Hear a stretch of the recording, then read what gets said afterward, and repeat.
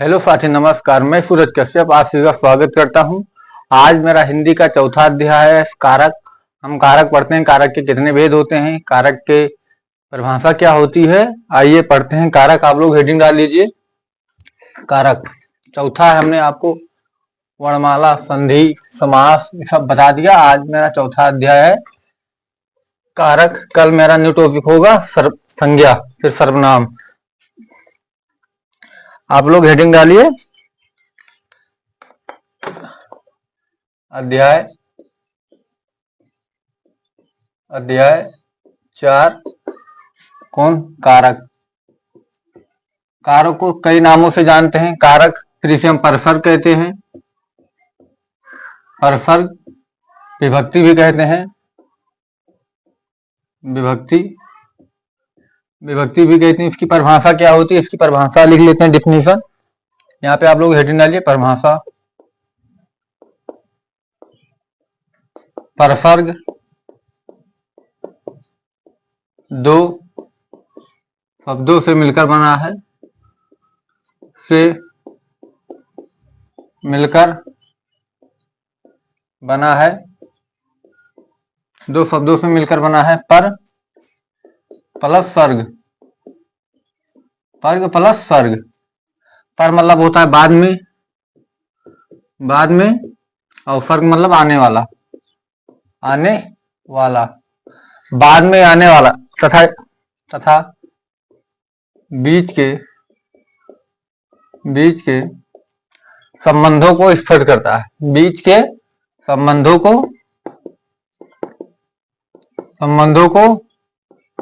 स्पष्ट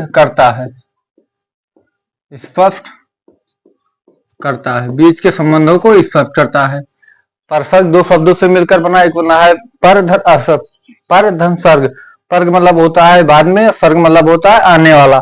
एक डिफिनीशन ये होगी। इसकी दूसरी डिफिनीशन क्या होती है, परिभाषा दूसरी। आप लोग दूसरी छोड़िए।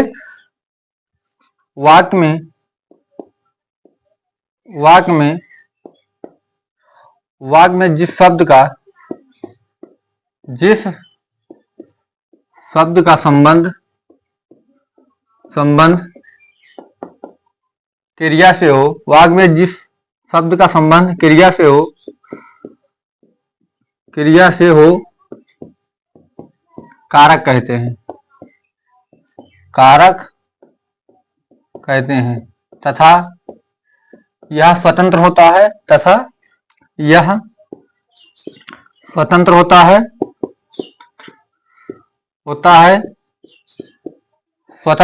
है। और यहाँ पे तीसरे लिए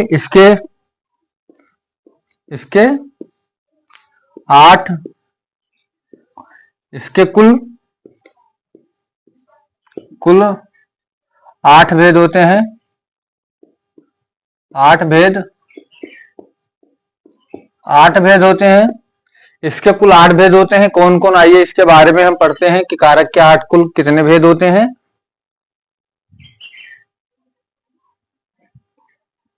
आप लोग हेडिंग डालिए, कारक के कुल भेद।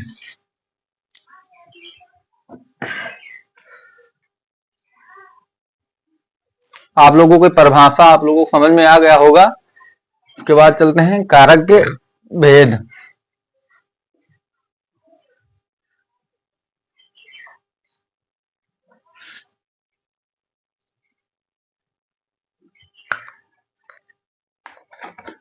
कुल भेद यहां पे लिख लीजिए। कुल भेद 8 होते हैं। कुल भेद 8 होते हैं। कौन कौन? नंबर 1 पर कर्ता, दूसरे कर्म, तीसरे पे करण, चौथे पे संप्रदान, पांचवें पे अपादान, छठे पे अधिकरण,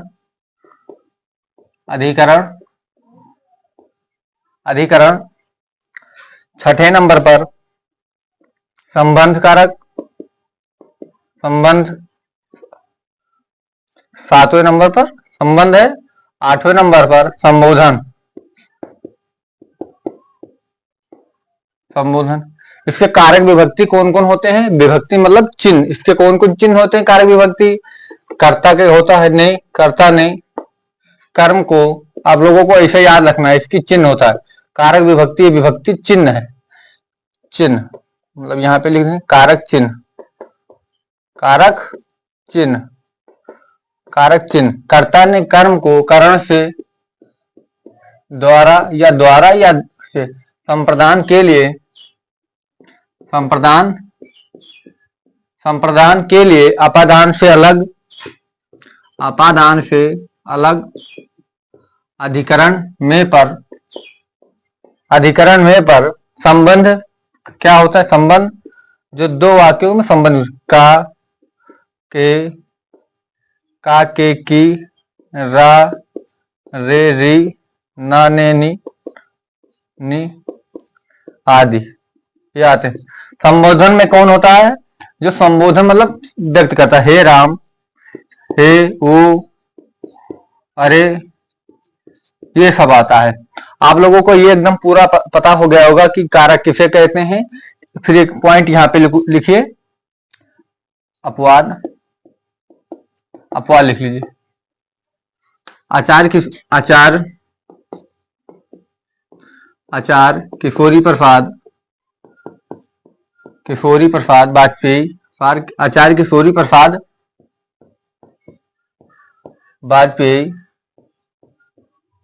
वाजपेयी के अनुसार कारक 6 भेद होते हैं, 6 भेद होते हैं। संबंध और संबोधन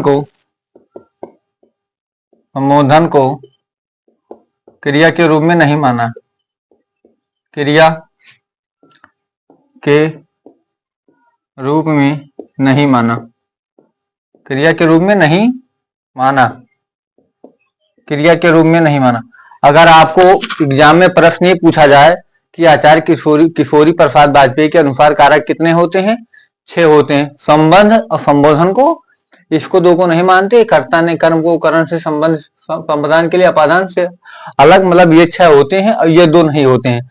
अगर आपको केवल ये पूछा जाए कि कारक के कितने भेद होते हैं तो आपको 8 लगाना है, और अगर पूछ ले किशोरी प्रसाद वाजपेयी के अनुसार तो 6 लगाना है। आप लोगों को यहाँ तक समझ में आ गया होगा। इसके आगे हम चलते हैं, कारक एक एक कारक पढ़ते हैं। पहले हम कर्म कारक, कर्ता कारक पढ़ते हैं, उसके बाद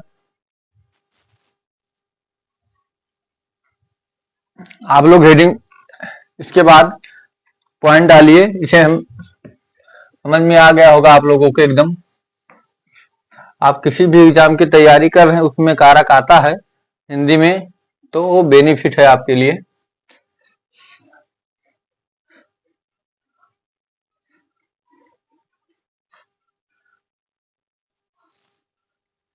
यहाँ पे पॉइंट डालिए आप लोग। पहले पॉइंट 1 नंबर पर क्या? यदि कारक विभक्ति चिन्ह, यदि कारक विभक्ति चिन्ह संज्ञा के साथ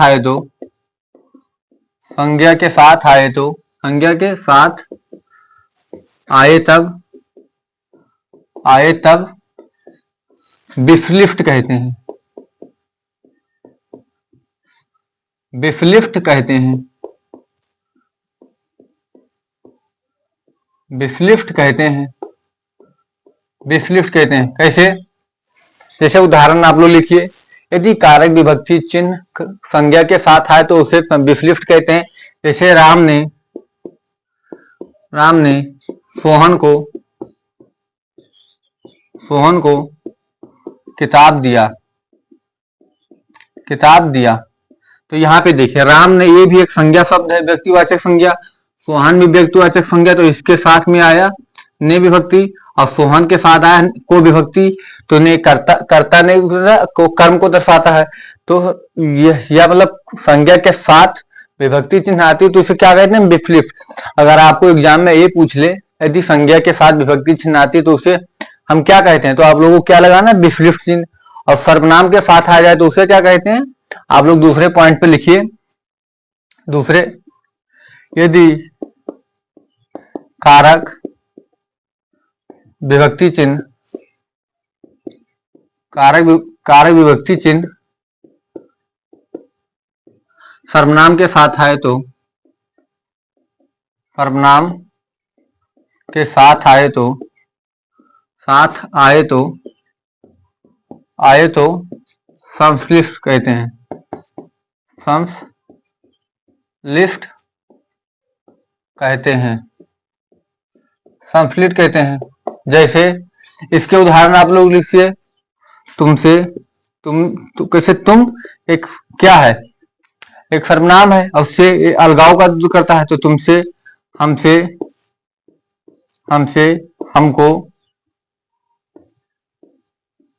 हमको, हमारा, हमारी, ये सब, ये क्या है, हम, तुमसे, ये सब सर्वनाम है। इसके बगल में सिर्फ क्या है, संबंध कारक का रा रे री ना ने नी, ये सब आप लोग समझ गए कि यदि विभक्ति चिन्ह सर्वनाम के साथ है तो उसे संश्लिष्ट कहते हैं। कैसे कैसे, तुम एक सर्वनाम है, अब इसमें किसी कोई विभक्ति से अलगाओगे, विभक्ति लगाओगे तो क्या हो जाएगा, तुमसे हो जाएगा। तुमसे आप लोग समझ गए कि किसको इसे कैसे हमें प्रदर्शित करना है। इसके बाद आइए हम पढ़ते हैं एक एक भेद। पहले आप लोग एक दो पॉइंट और लिख लीजिए, एक दो पॉइंट और है लिख लीजिए, उसके बाद हम भेद पर चलते हैं। फिर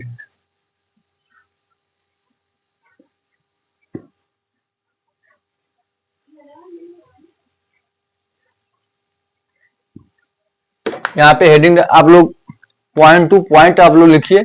हम आप लोगों को एकदम पॉइंट से एकदम पढ़ा रहे हैं, नहीं छोड़ छोड़ कर नहीं बता रहे कि संज्ञा के भेद यहाँ बता दिए, परिभाषा वहां बताए, ये सब एकदम चलते एकदम पूरा एकदम बेसिक से।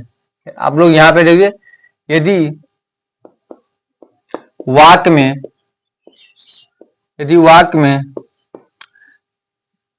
विभक्ति,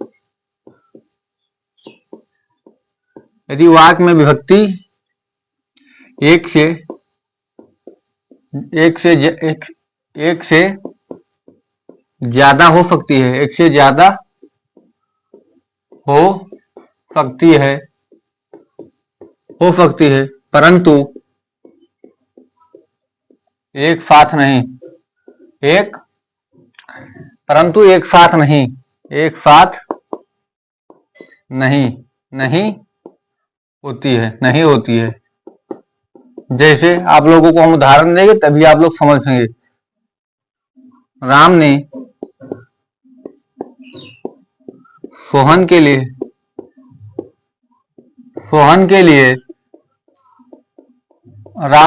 के लिए बाजार से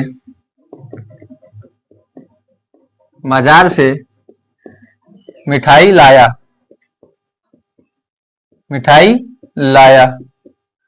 आप लोग, ये एक वाक्य पूर्ण वाक्य है, एक पूर्ण वाक्य, ऐसे पूर्ण वाक्य है, पूर्ण वाक्य है। कैसे आप लोग देखिए, ये भी एक सर्वनाम है, ये सर्वनाम है, ये भी सर्वनाम, मतलब एक संज्ञा शब्द है, व्यक्तिवाचक संज्ञा, ये भी व्यक्तिवाचक संज्ञा, बाजार एक जातिवाचक संज्ञा है। जैसे मिठाई भी एक जातिवाचक संज्ञा है।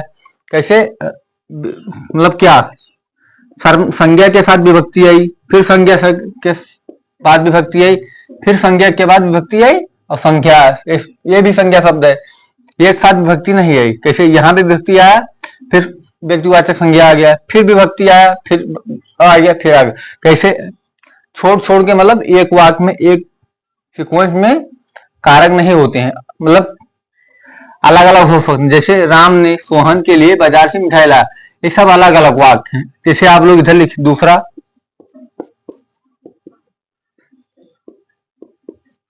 श्याम ने को मिठाई दी।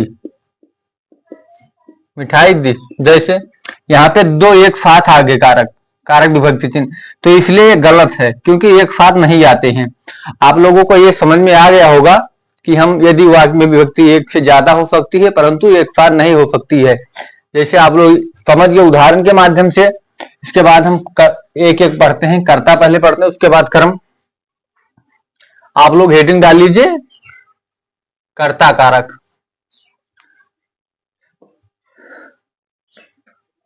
कर्ता कारक किसे कहते हैं? कर्ता कारक किसे कहते हैं? आप लोग एकदम हेडिंग डाल लीजिए।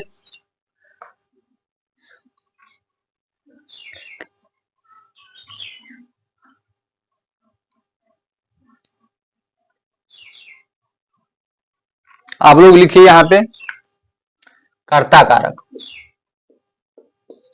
कर्ता कारक, इसकी विभक्ति कर्ता ने होती है। इसकी विभक्ति क्या होती है? ने। हेडिंग डालिए। अब इसकी परिभाषा क्या होती है? वाक्य में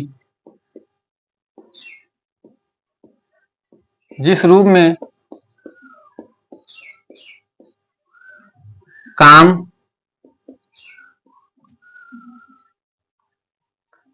कर्म को छोड़कर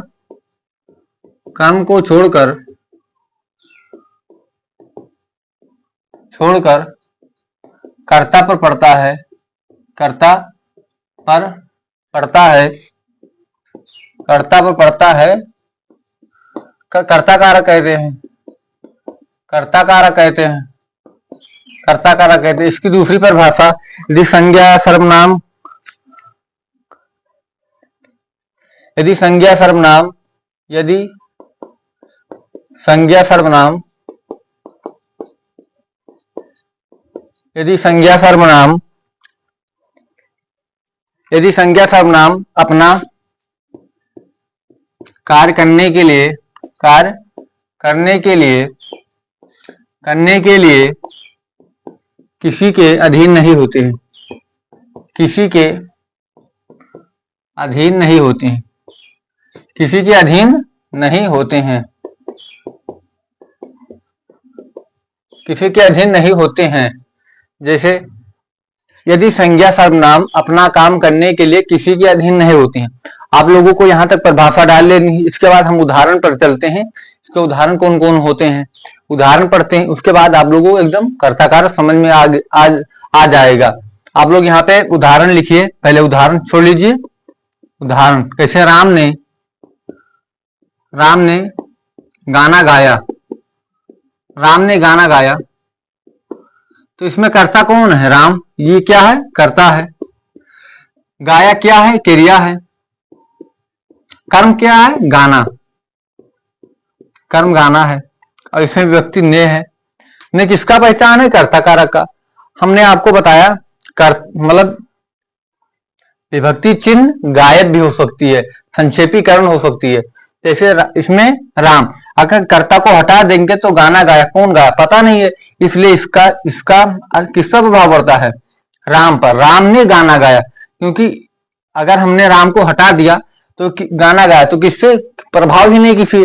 जैसे हम लिखेंगे कर्ता, जैसे हम लिखेंगे राम, राम, तो राम एक संज्ञा शब्द है, इसके साथ विभक्ति आ गई, तो गाना कौन गाया?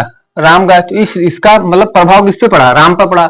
इसलिए कर्ता, इसमें कर्ता प्रधान होता है। आप लोग ये समझ गए होंगे। इसके बाद दूसरे उदाहरण पढ़ते हैं। जैसे सोहन स्कूल जाता है। इसमें आप लोग सोचेंगे कि इसमें विभक्ति है ही नहीं, तो आप लोगों को यहाँ एक नोट्स लिख लेना है।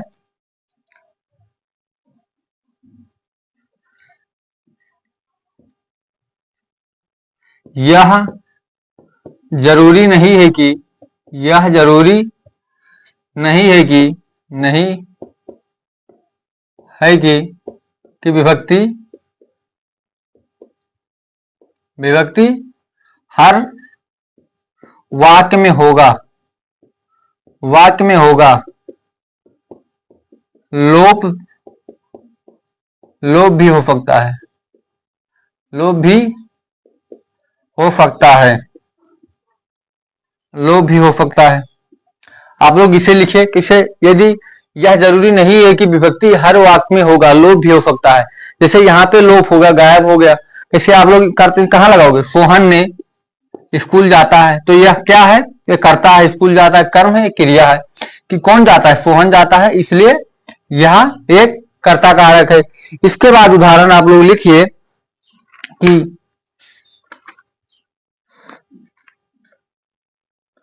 आप लोग उदाहरण लिखिए कि सुमित ने खाना खाया। सुमित ने खाना खाया। सुमित ने खाना खाया। उसके बाद उदाहरण आप लोग लिखिए, और मेरा नाचती है। मेरा नाचती है। मेरा नाचती है, तो कौन नाचता है? मेरा नाचती, तो ये किस पे? कर्ता पे इसका मतलब प्रभाव पड़ता है। नाचती कौन है? कर्ता। खाना कौन खाता है? सुमित। स्कूल कौन जाता है? सोहन। इसका प्रभाव किस पे पड़ता है? कर्ता पे पड़ता है, इसलिए इसे हम कर्ता कारक कहते हैं। इसमें विभक्ति लोप भी होती है। और यहाँ पे और उदाहरण लिख लीजिए, सूरज चमक रहा है। सूरज चमक रहा है। सूरज चमक रहा है।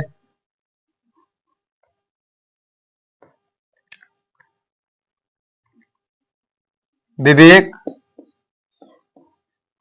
ने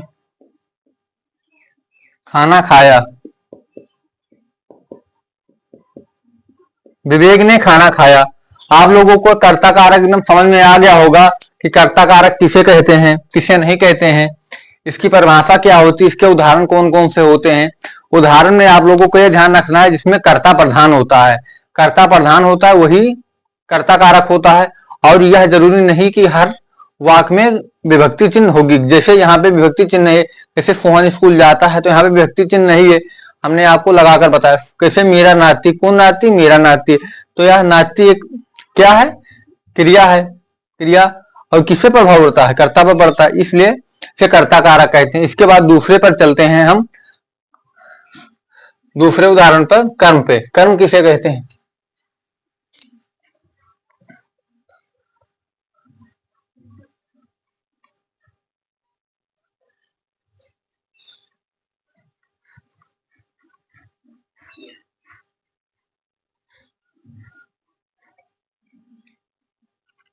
आप लोग दूसरा हेडिंग डालिए, कर्म कारक। कर्म कर्म कारक।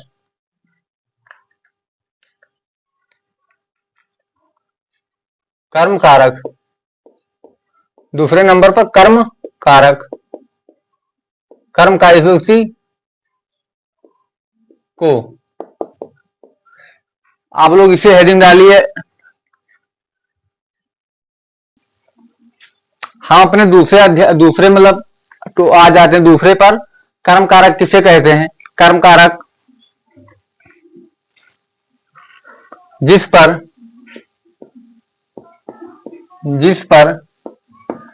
क्रिया का प्रभाव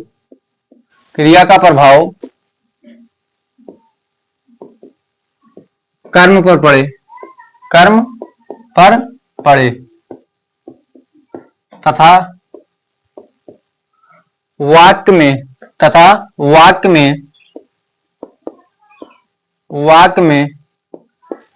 कर्ता को छोड़कर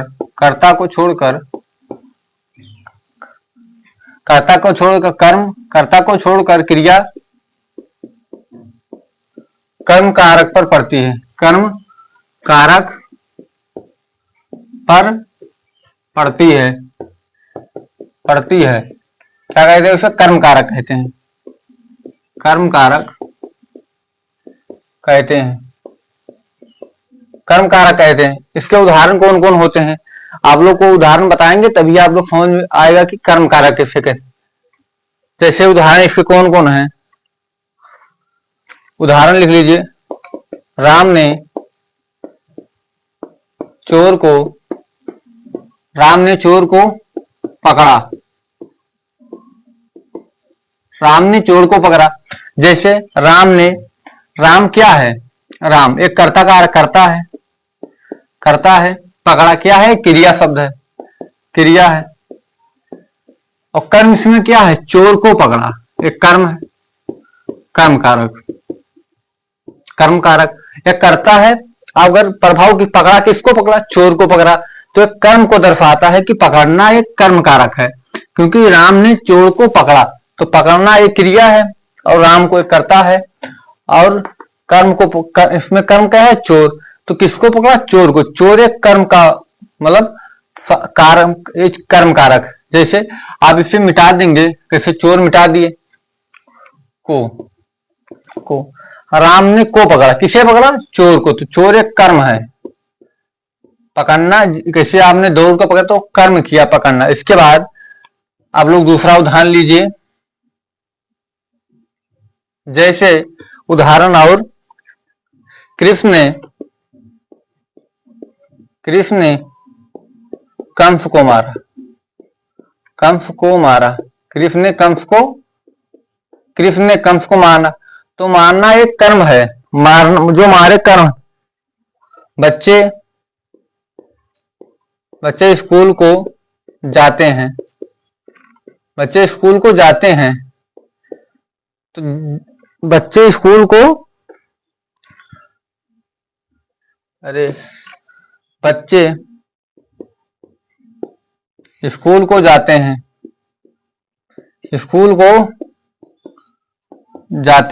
बच्चे स्कूल को जाते हैं। तो बच्चे क्या है? करता है, स्कूल जाते कर्म है, और जाते हैं जो क्रिया शब्द है। आप लोगों को समझ में आया जो कर्म कारक किसे कहते हैं। उसके बाद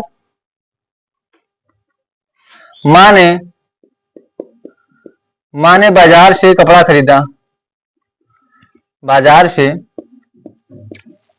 खरीदा, खरीदना क्या है? ये कपड़ा खरीदा, ये क्या है? कर्म है। माँ ने बाजार से कपड़ा खरीदा। जैसे माँ ने तो करता है, खरीदा क्रिया है, और बाजार से तो क्या है? एक कर्म का करता है। उसके बाद मोहन ने सांप को मारा,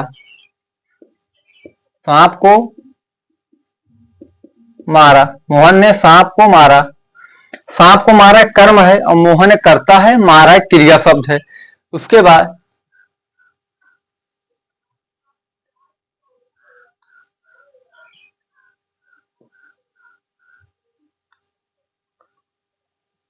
अर्जुन ने, इसके बाद इधर लिख ले हैं,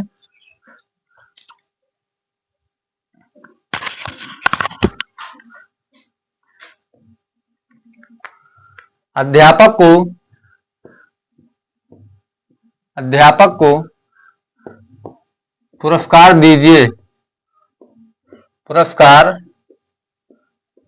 अध्यापक को पुरस्कार दीजिए क्रिया शब्द, पुरस्कार एक कर्म है, अध्यापक के कर्ता कारक है। जैसे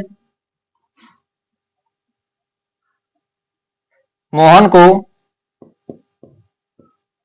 को स्कूल भेजो,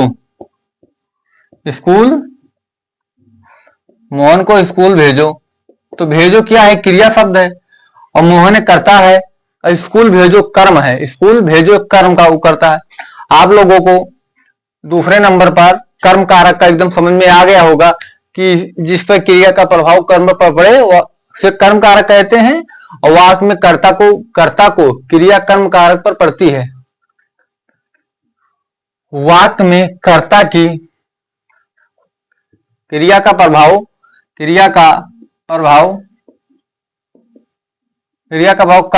कर्म कारक पर पड़ती है तो कर्म कारक कहते हैं। आप लोगों को समझ में आ गया होगा कि हम दूसरे नंबर पर कब क्यों।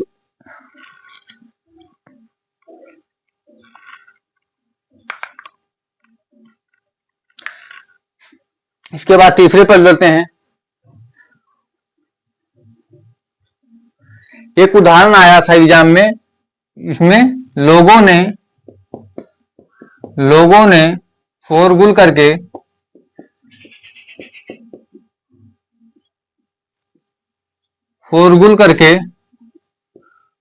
डाकुओं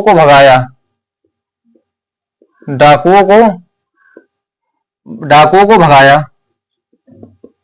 डाकुओं को लोगों ने करता है और डाकुओं को भगाया, तो यह क्या है? एक कर्म है। भगाया एक क्रिया शब्द है। आप लोगों को कर्म कारक समझ में आया। दूसरे नंबर पर हम चलते हैं।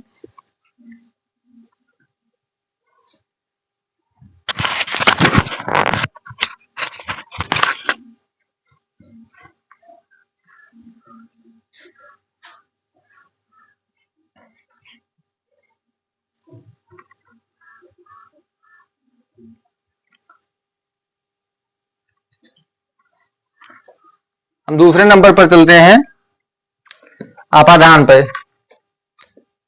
अपादान तत्पुरुष, अपादान कारक, अपादान कारक, अपादान कारक इसमें होता है से अलगाव।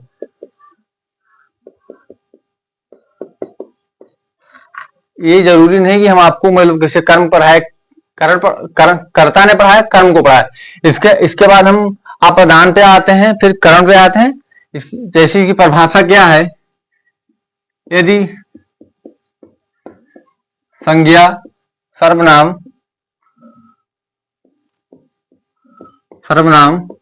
के जिस रूप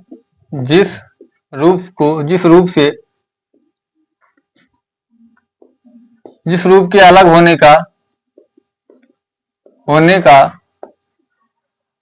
का बोध होता है, अलग होने का बोध होता है, अपादान कारक कहते हैं। अपादान कारक कहते हैं, अपादान कारक कहते हैं। इसकी परिभाषा क्या है? मतलब उदाहरण कौन कौन से आप लोग यहाँ पे लिख लीजिए। उदाहरण क्या है? बिल्ली छत से कूद गई, बिल्ली छत से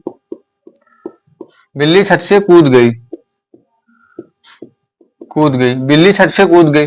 तो बिल्ली क्या है? करता है, कूद गई क्रिया छत से, तो छत से अलग हो। कैसे? आप छत पे खड़े तो छत से कूद गए, तो आप छत से अलग हो गए, उसे अलगाव का बोध होता है, अपादान कहते हैं। उसके बाद मोहन श्याम से सुंदर है, मोहन श्याम से सुंदर है, मोहन श्याम से सुंदर है। तो सुंदरता का उसमें तुलना हो गई कि मोहन श्याम से सुंदर, अलग हो गया।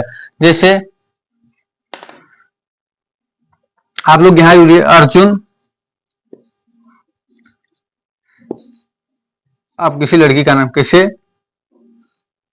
मीरा कुत्ते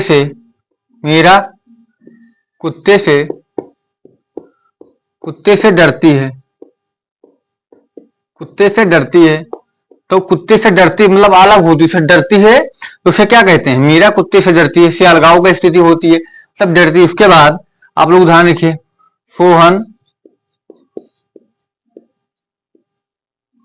मोहन कानपुर से घर आया,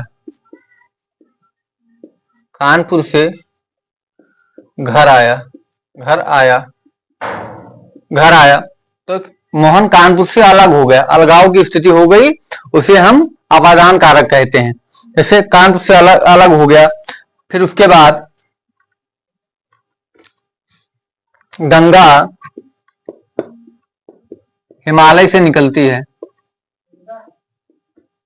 गंगा हिमालय से निकलती है, गंगा हिमालय से निकलती है। उसके बाद और उदाहरण कौन से हैं? इसके बाद और उदाहरण देख लेते हैं। जैसे इसके बाद कैसे? सांप बिल से निकला, सांप बिल से निकला,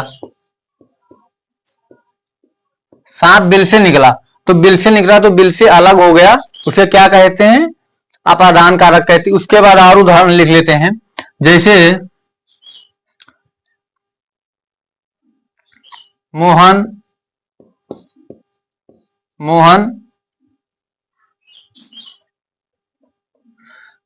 घर से दूर रहता है,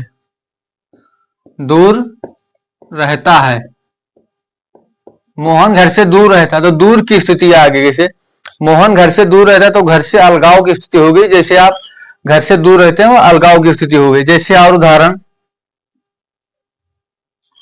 कौन है? श्याम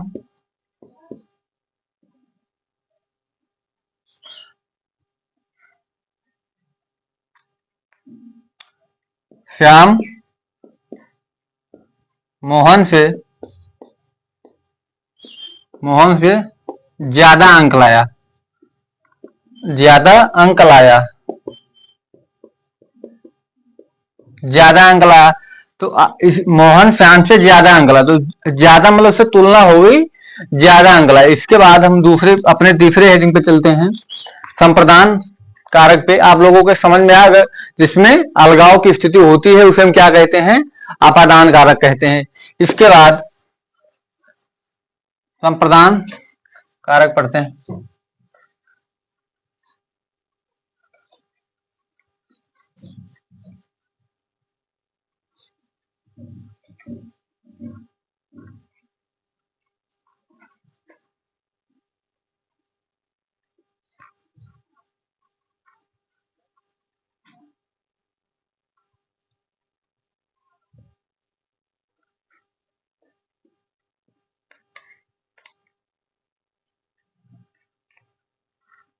चौथे नंबर पर संप्रदान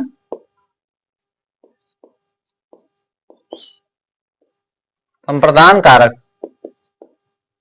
इसके के लिए विभक्ति होती है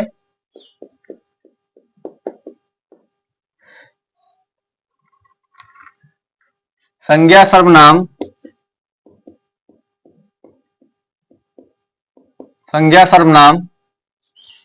तथा जिसके लिए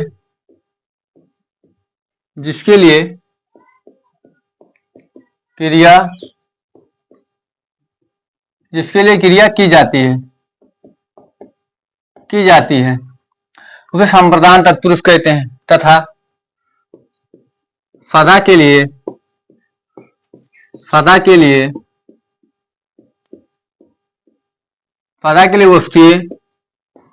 वस्तु दी जाती है।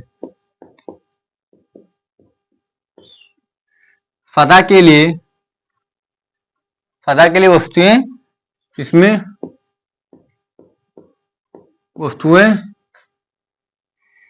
वस्तुएं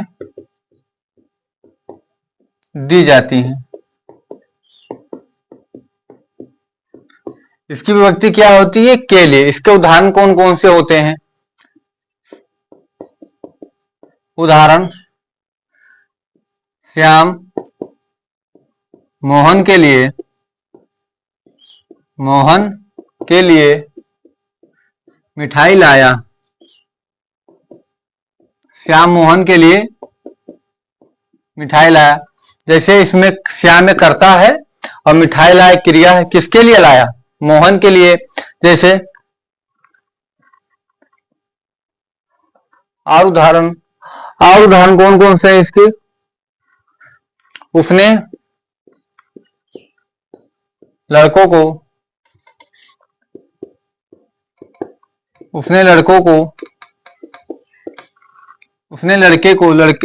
को मिठाई दी।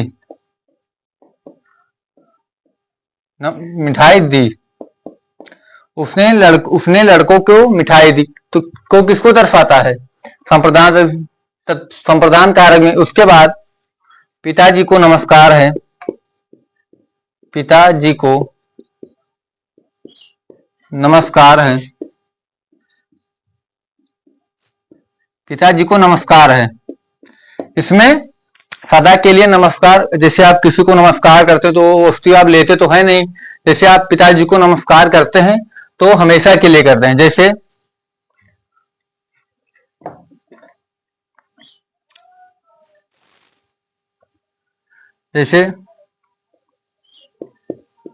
मीरा श्याम के लिए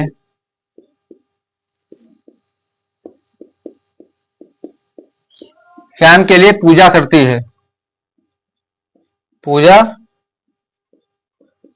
करती है। तो के लिए पूजा करती है, किसके लिए? श्याम के लिए, सदा के लिए पूजा करती है। उसके बाद और आ जाते हैं, भूखे को भोजन दो, भूखे को भोजन दो, भोजन दो, भूखे को भोजन दो। इसमें क्या है? भूखे को भोजन दो मतलब सदा के लिए आप उसे भोजन एक बार दे दो, खा लिया तो आप उसे लेते नहीं है, इसलिए सदा के लिए भोजन से दिया जाता है। उसके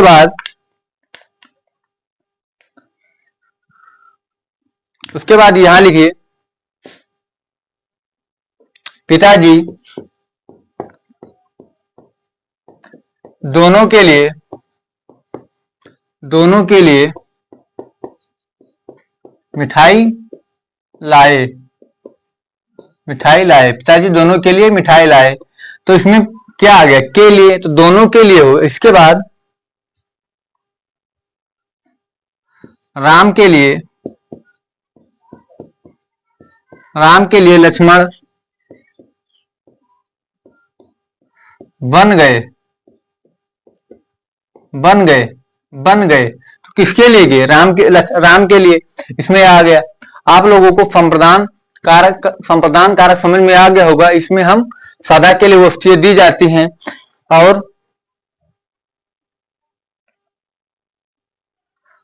और लिख लीजिए, माताजी ने, माताजी ने, माताजी ने मंदिर का,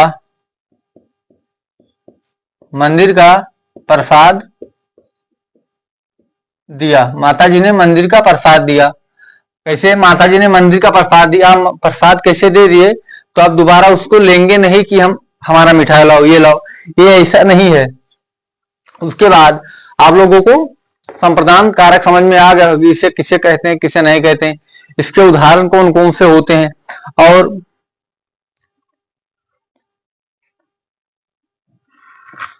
आप लोग इसे अब चौथे पांचवें पर चलते हैं, करण, करण तक लिखना। एक उदाहरण आप लिख दीजिए, रोगी को, ये आया था पुलिस में, रोगी को दवा दो,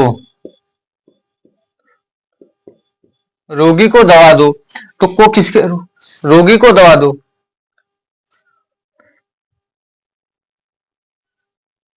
और लिख लीजिए, भगवान के वास्ते, के वास्ते, भगवान के वास्ते खाना दो, भगवान के वास्ते खाना दो। जैसे आप भगवान से मतलब भगवान के वास्ते खाना दो। आप एक बार जब किसी भिखारी को कुछ भी दे देते हैं तो आपसे वापस नहीं मांगते हैं। जैसे आप लोग चौथा पढ़ ले, इसके बाद हम पांचवें पर बढ़ते हैं। 5 नंबर पे, 5 नंबर पे हम करण तत्व, करण कारक पढ़ते हैं।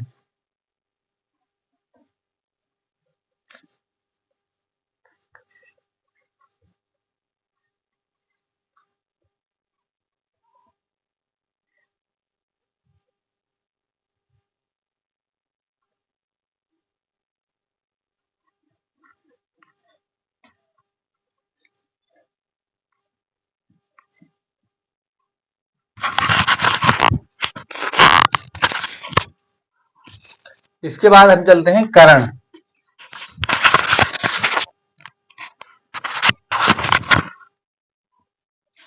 करण कारक,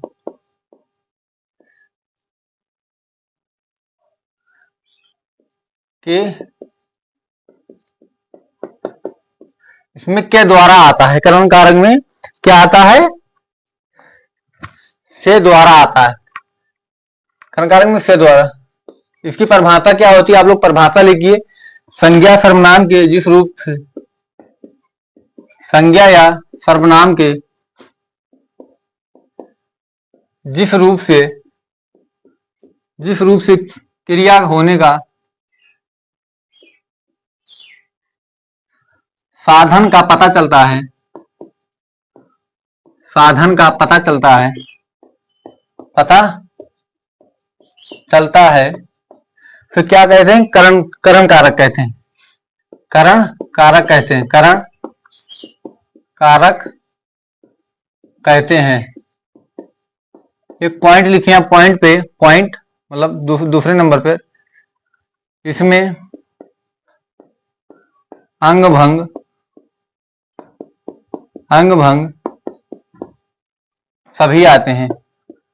कैसे? एक आंख से काना है, एक पैर से लंगड़ा है, अंग भंग सभी आते हैं।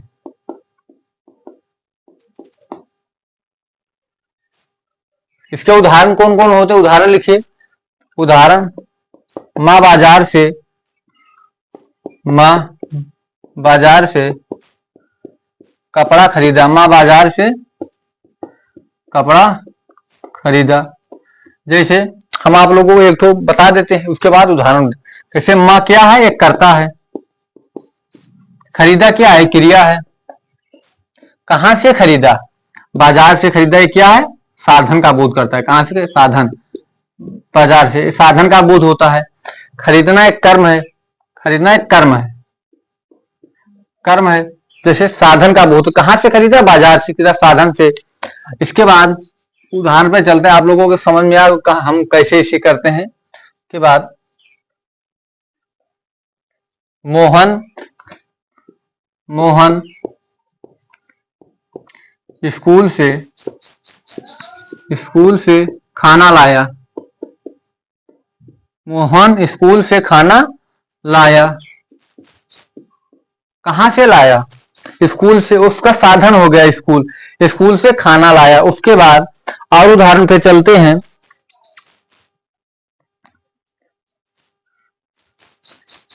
रमेश हाथ से बाजा बजाता है, रमेश हाथ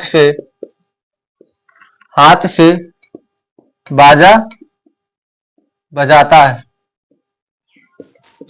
रमेश हाथ से बाजा बजाता है। किससे बजाता है? हाथ से। मोहन हाथ से लिखता है, मोहन हाथ से लिखता है। किससे लिखता है? हाथ से लिखता है। जिसमें साधन का बोध हो उसे हम कर्म कारक कहते हैं। जैसे मोहन, आप लोग यहां बोलिए अर्जुन, अर्जुन सारी जानकारी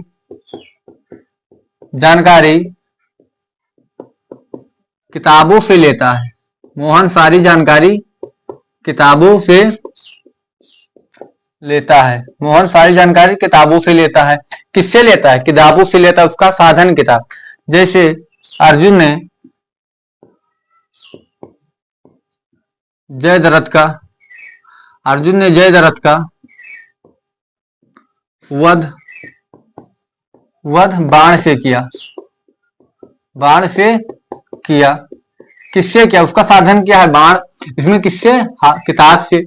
वह किससे जानकारी लेता है? किताब से। अर्जुन किससे मारा? बाण से मारा। उसका साधन क्या है? बाण। इसके बाद आप लोगों को इतना उदाहरण दिए, हम समझ में आ गया होगा।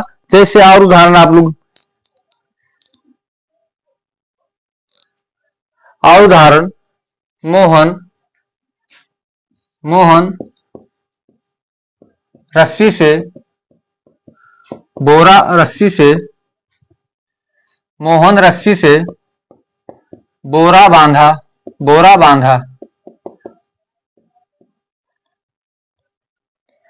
मोहन रस्सी से बोरा बांधा। तो किससे बांधा? रस्सी से। उसका साधन है। और उदाहरण लिख लीजिए। कैसे?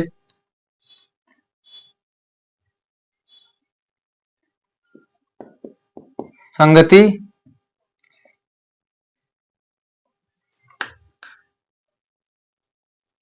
राम ने बाजार से खिलौना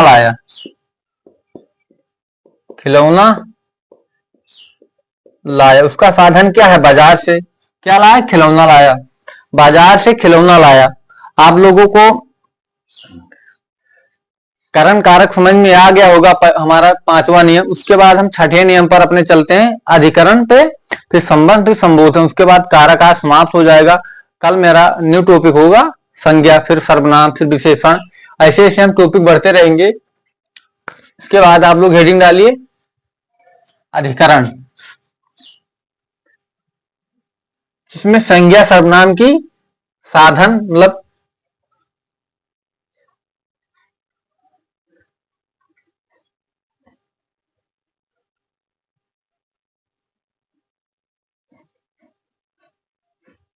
आप लोगों को यहां तक समझ में आ गया होगा।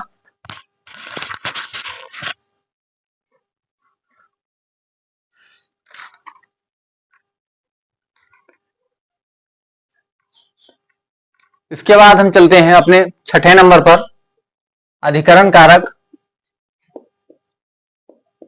अधिकरण कारक इसकी क्या होते हैं, में पर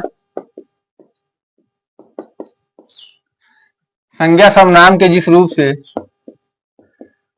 सर्वनाम के जिस रूप से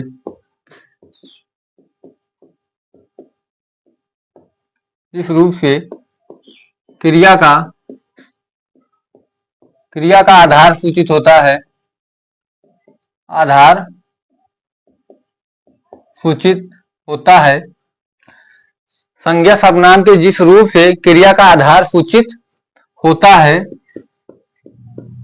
आधार सूचित होता है, उसे क्या कहते हैं, अधिकरण कारक कहते हैं। अधिकरण कारक कहते हैं, अधिकरण कारक कहते हैं, अधिकरण कारक कहते हैं। उसके बाद कैसे, आप लोग यहाँ पे उदाहरण लिखिए। में पर इसका क्या होता है, विभक्ति चिन्ह में पर। किताब मेज पर, किताब मेज पर रखी है, किताब मेज पर रखी है। किताब कहां पर रखी है, मेज पर। उसका क्या है, आधार है कि एक आधार की मेज पर रखी। गाड़ी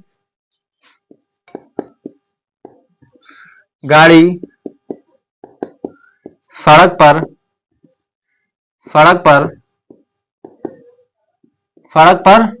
खड़ी है। गाड़ी सड़क पर खड़ी है, कहां पे, उसका आधार क्या है, सड़क पर। सड़क पर गाड़ी खड़ी, उसका आधार है। और इसके उदाहरण कौन कौन से हैं,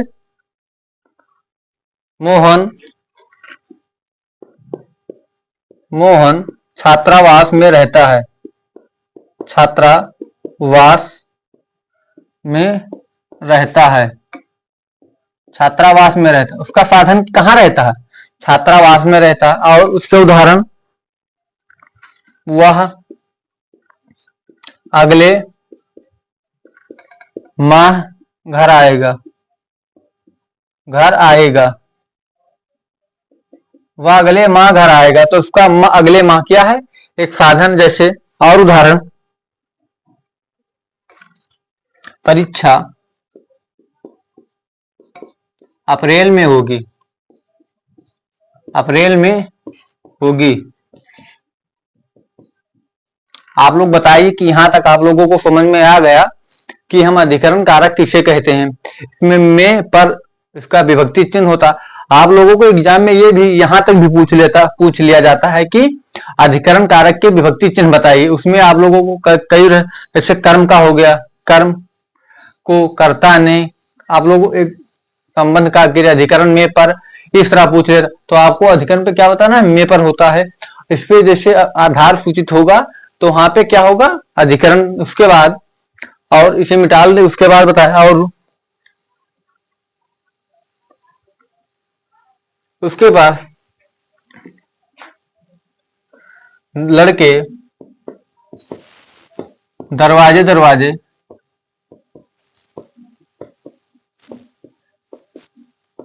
घूम रहे हैं, कहाँ घूम रहे हैं, दरवाजे दरवाजे, इसका एक आधार है। और मोहन घर पर रहता है,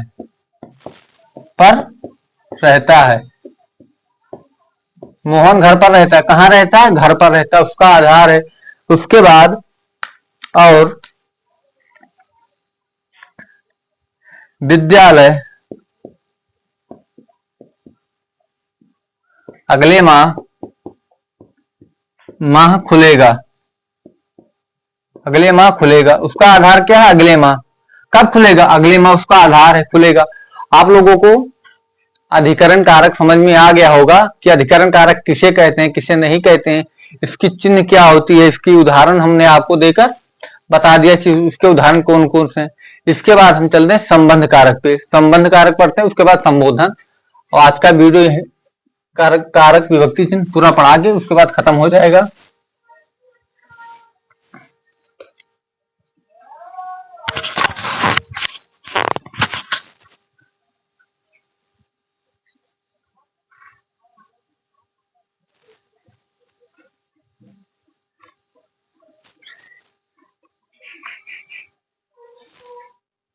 आप लोग छोड़िए 7 नंबर पर संबंध। संबंध कारक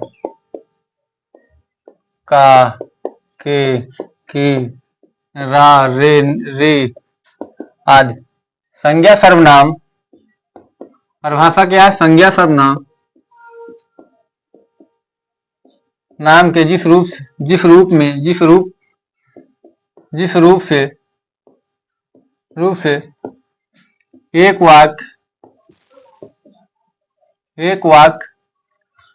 दूसरे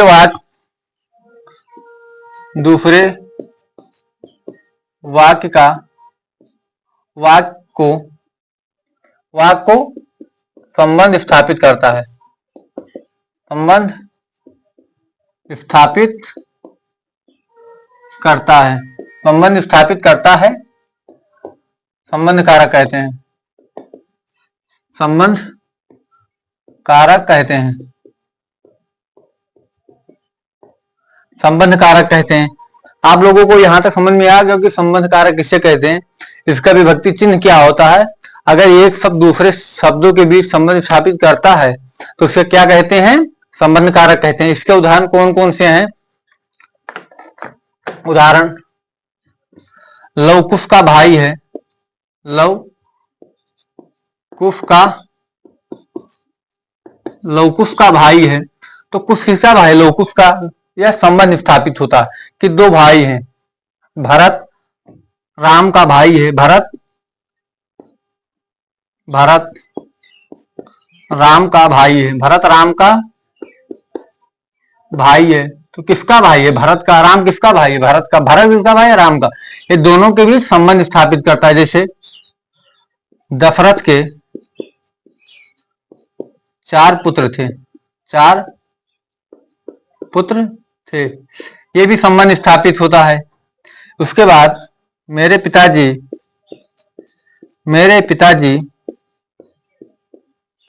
किसान हैं। मेरे पिताजी किसान हैं। तो यह संबंध स्थापित होता है कि मेरे पिताजी किसान हैं। और इसके बाद और हम क्या चलते हैं,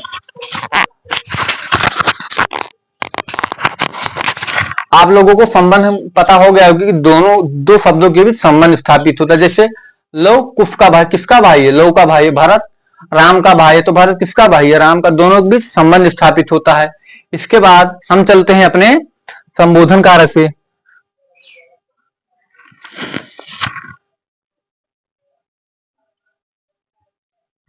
इसके बाद यह राम का, इसके बाद यह राम का पतंग है। यह राम का पतंग है। यह राम का पतंग है। और यह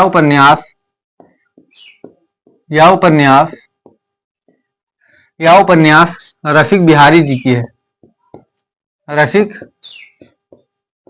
बिहारी जी की है। रसिक बिहारी, या उपन्यास रसिक बिहारी की है। रसिक बिहारी की है। तो संबंध कह दिया कि किसकी है?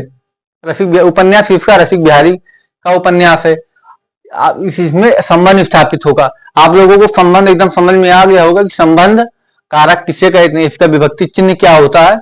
आज का मेरा लास्ट संबोधन कारक। इसके बाद संबोधन के बाद आज की क्लास समाप्त हो जाएगी।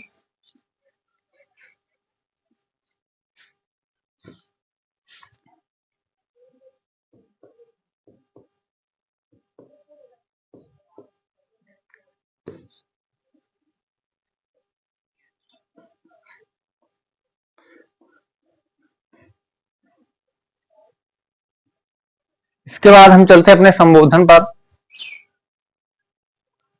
संबोधन कारक क्या है? 8वें नंबर पर संबोधन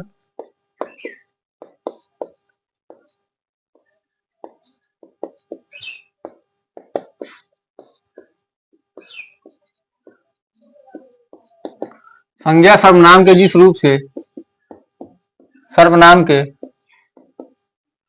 जिस रूप से किसी को पुकारा जाए, किसी को पुकारा जाए, किसी को पुकारा जाए या चेतावनी दी जाए, चेतावनी दी जाए उसे क्या कहते हैं? संबोधन कारक कहते हैं। संबोधन कारक कहते हैं। जैसे इसका उदाहरण कौन कौन से है? हे राम, हे राम। आप किसे पुकारे? राम को। आप किसको पुकारे? राम को। इसमें हे अरे आता कैसे?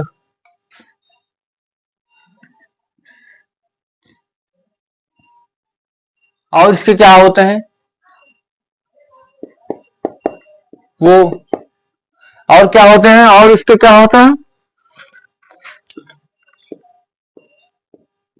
अजी सुनते हो, अजी सुनते हो। इसमें क्या होगा? आप किसी को बुलाए, अजी सुनते हो। और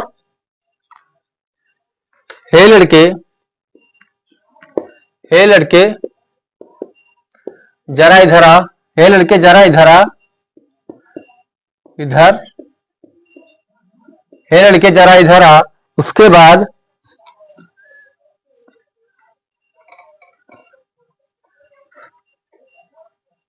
हे ईश्वर, हे ईश्वर मुझे पास कर देना, पास कर देना। हे ईश्वर मुझे पास कर देना। आप लोगों को जहां किसी को पुकारा जाए, चेतावनी दी जाए, वहां क्या होता है? संबोधन कारक। आई होप आप लोगों को यह क्लास अच्छी लगी होगी। अगर आप लोगों को यह क्लास अच्छी लगी हो तो आप लोग शेयर करें, कमेंट करके आप लोग बताएं कि आप लोग कैसे लगी क्लास। और आप लोग चैनल पर नए हैं तो चैनल को लाइक, कमेंट और शेयर जरूर करें। धन्यवाद।